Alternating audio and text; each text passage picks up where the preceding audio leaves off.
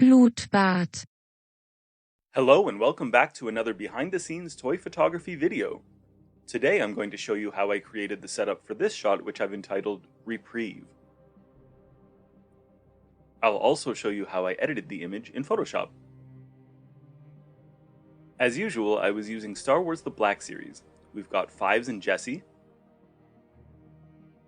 as well as Appo and an anonymous clone from the 501st.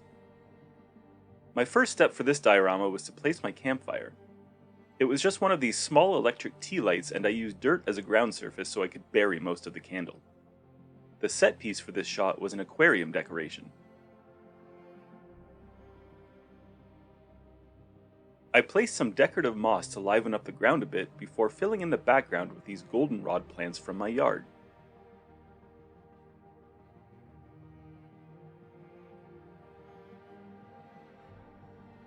With the props in place, I lowered the lights and turned on my background TV.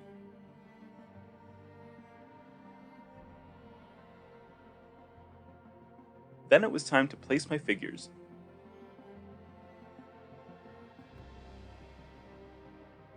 For a final touch, I used some broken twigs as logs for my fire. I only have the one 501st Trooper, so after taking one exposure just like this, I repositioned him and took another exposure.